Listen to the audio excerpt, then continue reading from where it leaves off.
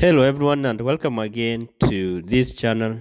My name is Daniel, and in this video today I want us to discuss about some of the things that you must know or you need to know as a DV lottery winner or a selectee, or as someone who is waiting for the selection process to come out as from the month of May this year and other years to come. So for those watching us for the first time, this is the home for the DV lottery discussion. This is where you get the information that you want about the DV lottery green card. So stay tuned until to the end, and we hope you not miss something out of our discussion today. So the first thing that you need to know is that for you to check your selection status, you must have your confirmation number that you were given when you did your DV lottery application. When your application was submitted, there is that confirmation number that was sent to you to the email, or you printed it on a piece of paper. So you need that confirmation number. It's a combination of like 16 characters. So you enter them in the selection entrant status check. Then you also enter your year of birth. Then you see your selection status, either you are selected or you are not selected. Also, when you start filling your DS260 form, you are not supposed to add any derivative to your DV lottery if that derivative was not included during the DV lottery application, unless it is a newborn baby who was born after the selection or the application and the selection, or a spouse who was married after the DV lottery application. And here you also need a lot of evidence to support your case in case of adding a spouse to your application. Every member in your DV lottery must have their own DS260 forms filled to completion, submitted to KCC, and the DS260 confirmation pages printed for all your derivatives and you as the principal applicant. This form will be required during your DV lottery interview. And after submitting your DS260 forms, you are allowed to request the unlock of your DS260 forms at any given time, including during the day of the interview. You can request the consular officer to unlock your DS260 form and do some adjustment during the day of the interview.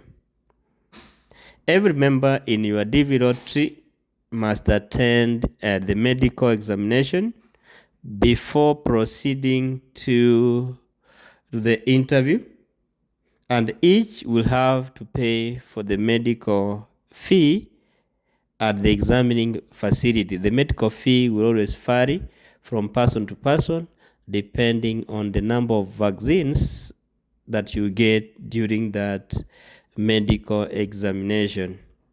Interview fees is still $330 per person attending the interview.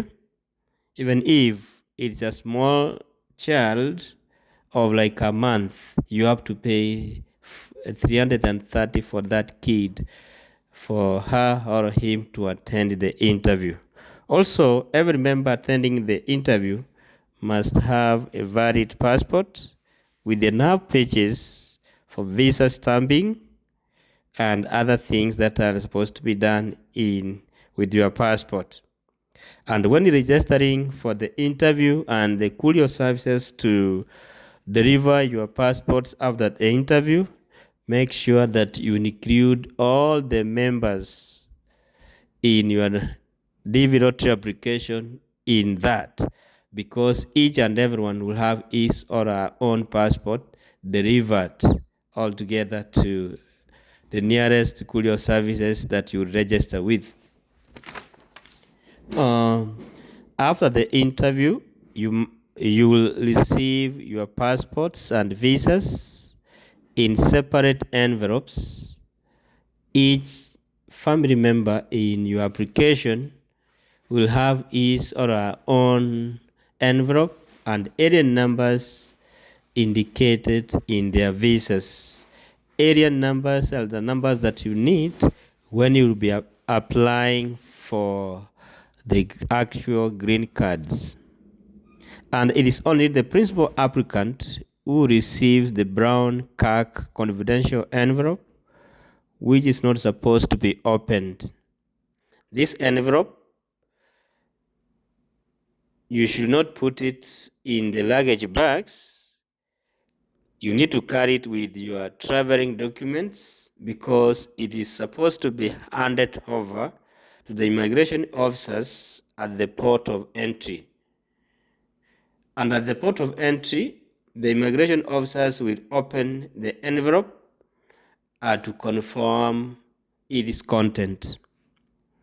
The air tickets are for everyone traveling with you, including the newborn babies, though their prices will always differ depending on the age of the kids. And before landing at the port of entry, make sure you have completed filling the declaration form, which while on board, you need to declare the things that you are bringing with you to the United States. This form will be requested by the United States Customs and the Border Protection Officers at the port of entry. Filling the form while on board will always save you time because you may be pulled from the line to be told to start filling the declaration form.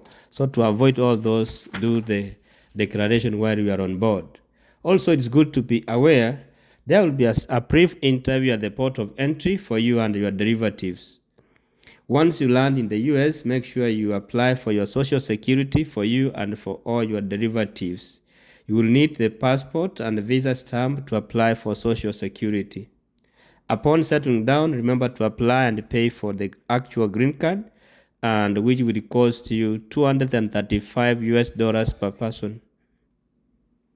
The green card will finally come to the mail address you provided for your hosts.